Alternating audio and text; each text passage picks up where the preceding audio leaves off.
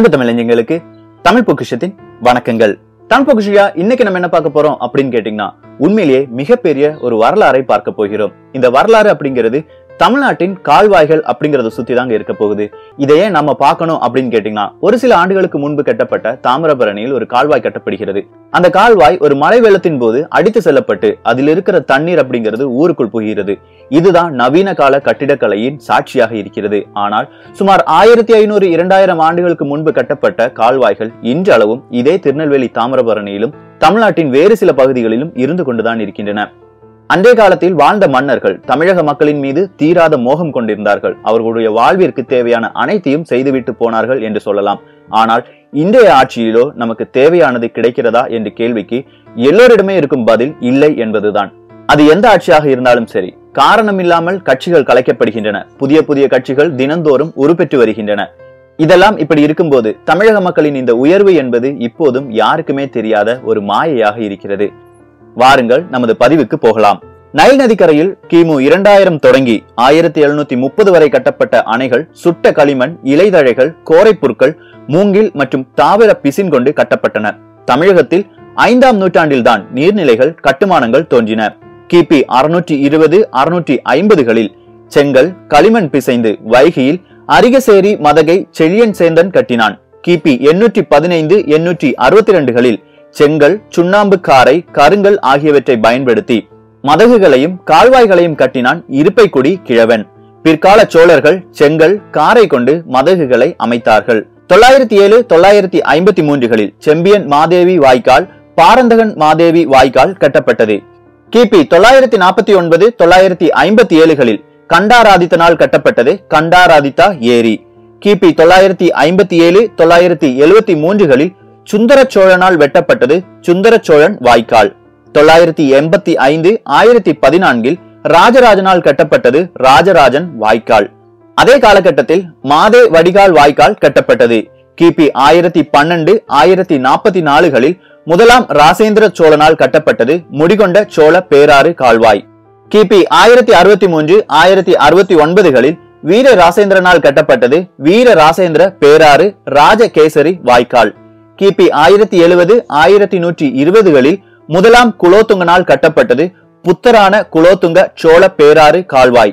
1018-1054களில் ராஜாதிராஜனால் கட்டப்பட்டது ராஜாதிராஜன் வாய்க்கால். இதே காலகட்டங்களில் தாமோதர வாய்க்கால், சோமநாதன் வாய்க்கால், திருவாஞ்சியதேவன் வாய்க்கால், தென்பூமி வாய்க்கால், அம்மையப்பன் வாய்க்கால், தருமி வாய்க்கால் ஆகியவை சிற்றரசர்களின் பெயரால் கட்டப்பட்டன. முன்னூற்றாவன் வாய்க்கால், மூவாயிரவன் வாய்க்கால் ஆகியவை வணிகர்களால் கட்டப்பட்டன. உய்கொண்டான் என்றொரு வாய்க்கால் அல்லது வைர மேக வாய்க்கால் கழிமுக பகுதியுடன் நிலமட்டத்துடன் வேறுபாடு காண இயலாத வகையில் சமப்பட்ட நிலக்கோட்டு வாய்க்காலாக இருந்தது என்பது இன்றைக்கும் நீரியல் ஆய்வாளர்கள் வியக்கும் அரிய தொழில்நுட்பம். பின்பு நாயக்கர் காலத்தில் தாமிரபரணி ஆற்றில் 1190-1258 காலகட்டங்களில் பாறைகள், சுண்ணாம்பு, காரை, இரும்பு இணைப்புகளை கொண்டு அணைக்கட்டுகள் கட்டப்பட்டன. அப்படி கட்டப்பட்டதுதான் கனடியன் அணை.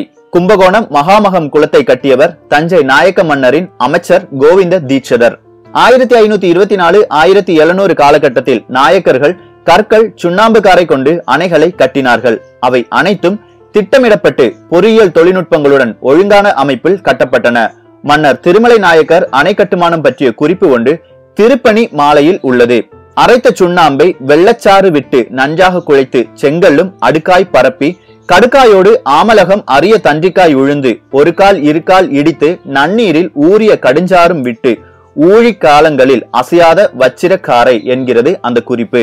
நாயக்கர் காலத்தில் தாமிரபரணி ஆற்றில் 7 அணைகள் கட்டப்பட்டன. அவற்றில் அரியநாயகிபுரம் அணைக்கட்டு மட்டும் தளவாய் அரிய நாதரால் கட்டப்பட்டது என்பதற்கான கல்வெட்டு கிடைத்துள்ளது. மற்ற அணைக்கட்டுகள் யாரால் கட்டப்பட்டன, எப்போது கட்டப்பட்டன என்று குறிப்புகள் இதுவரை நமக்கு கிடைக்கவில்லை. இதில் முதல் அணைக்கட்டு கோடை மேலழகியான் அணைக்கட்டு. இது பாம்பநாசம் கோயிலுக்கு மேற்கே இருக்கிறது. இரண்டாவதாக கோட்டாரம்குளம் அருகே இருக்கும் நதியுண்ணி அணைக்கட்டு. மூன்றாவதாக தாமிரபரணி ஆறும் மணிமுத்தாறும் சேரும் இடத்திற்கு கீழே ஆலடியூரில் இருக்கிறது கனேடியன் அணைக்கட்டு. இது 2 ஆறுகளும் சேரும் இடத்துக்கு கீழே ஆற்று நீரோட்டத்துக்கு சாய்வாகவும் தலைமதகு முன் ஆற்றின் ஒரு பகுதியை வாய்க்காலாக பயன்படும் வகையிலும் மிக சிறந்த தொழில்நுட்பத்துடன் அமைக்கப்பட்டுள்ளது. இந்த அணையில் 10 மணல்வாரிகள் அமைக்கப்பட்டுள்ளதால் அணையின் மணல் சேருவதில்லை. தாமிரபரணியுடன் பச்சையாறும் சேரும் பகுதி வரை பாசனம் அளிக்கிறது இந்த கனேடியன் கால்வாய். கனடியன் அணை கட்டுமானம் பற்றி வாய்வழி கதை ஒன்று அந்த பகுதியில் சொல்லப்படுகிறது. இந்த அணையை கட்ட ஒரு அரசன் அகத்தியரிடம் ஆலோசனை கேட்டான். அதற்கு அவர் ஒரு பசுமாட்டை அந்த பகுதியில் விட்டு அது ஓடும் வழியை வாய்க்கால் வெட்டவும், படுக்கும் இடங்களில் குளம் வெட்டவும், சாணம் கழிக்கும் இடத்தில் மடை வெட்டவும் அறிவுறுத்தினாராம். அதாவது மாடு சரிவான இடங்களில் ஓடும், அங்கு கால்வாயை அமைப்பது நீரியல் ஓட்டத்துக்கு சாதகமாக அமையும். மாடு ஓடும்போது மேடான பகுதி வரும்போது மூச்சிரைத்து படுக்கும். மேடான பகுதியில் குளம் வெட்டுவதால் நீரியல் அம்சத்துக்கு சாதகமானதே. மீண்டும் இறக்கமான பகுதிகளில் அது ஓடும் பகுதியில் சாணம் கழிக்கும். அந்த இடத்தில் மடை வெட்டுவதால் கண்டிப்பாக பல நீர்நிலைகளும் இன்றளவும் காக்கப்படுகின்றன. 4வதாக அரியநாயகிபுரம் அணைக்கட்டு முக்கூடலுக்கும் சேரன்மாதேவிக்கும் இடையே இருக்கிறது. இது கோடகன் கால்வாய் மூலம் திருநெல்வேலியின் தாழையுத்து பகுதியில் வரை பாசனம் பெறுகின்றன. 5வது அணைக்கட்டான பழவூர் அணைக்கட்டு மேலைச்சேவல் பகுதியில் உள்ளது. இதிலிருந்து செல்லும் பாளையங்கால்வாய் மூலம் பாளையங்கோட்டை தொடங்கி தூத்துக்குடி மாவட்டம் வசவப்புரம் வரை பாசனம் பெறுகின்றன. 6வது அணைக்கட்டான சுத்தமல்லி அணைக்கட்டு திருநெல்வேலி நகரில் இருக்கிறது. பழந்தமிழரின் அதிசயத்தக்க இதன் கால்வாயை சாக்கடை கலக்க விடுகிறோம். குளத்தூர் ஜமீனின் வீடு இன்று நெல்லை டவுன் பேட்டை சாலையில் இருக்கிறது. அவரது வீட்டின் பின்புறம் தான் சுத்தமல்லி அணைக்கட்டு திருநெல்வேலி கால்வாய் ஓடுகிறது. சுமார் 40 ஆண்டுகளுக்கு முன்பு வரை இந்த கால்வாயில் படகுகள் ஓடியதை பார்த்ததாக சிலர் குறிப்பிடுகிறார்கள். 7வது அணைக்கட்டான மருதூர் அணைக்கட்டு மருதூரில் இருக்கிறது. இந்த அணையின் மேலே கால்வாயை ஒட்டி மருதவள்ளி சோமவள்ளி கோயில்கள் இருக்கிறது. அந்த காலத்தில் மழை பொய்த்துவிட்டது என்றால் மக்கள் திரண்டு வந்து இந்த கோயிலில் வழிபாடு நடத்துவார்கள். வழிபாடு முடிந்ததும் கோயிலில் இருந்து கிளம்பும் போது கும்பலாக கால்வாய் வழியாகவே நடந்து சென்று மண்வெட்டியையும் இதர சாதனங்களையும் கொண்டு செல்வார்களாம். இப்படி கொண்டு செல்லும் போது வழி எங்கும் இருக்கும் ஆக்கிரமிப்புகளை அகற்றிக்கொண்டே ஊர் சென்று சேர்வார்கள். அவர்கள் ஊர் சேர்வதற்கு முன் மழை வருவதற்கான சாத்தியக்கூறுகள் நிறையவே இருந்தன என்கின்றன சில கல்வெட்டுகள்.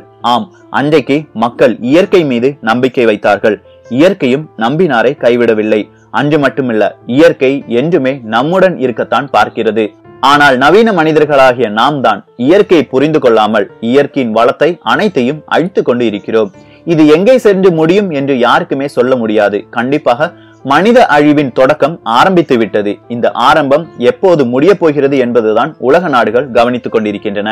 எது எப்படியோங்க, தமிழ்நாட்டில் இருக்கிற கால்வாய் மற்றும் சிறிய அணைக்கட்டுகளை பற்றிய விவரம் தான் நாம் இப்போது பார்த்தது. இதில் பல அரசர்களும் பல ராஜாக்களும் கட்டிய அணைக்கட்டு தான் கூடுதலாக இருக்கின்றன. இதில் நான் வருடங்கள் சொன்னதற்கான காரணம், அப்போது கட்டப்பட்ட அணைக்கட்டு கூட இல்லாட்டி கால்வாய் கூட இப்போதும் நல்ல நிலையில் ஓடிக்கொண்டிருக்கின்றன.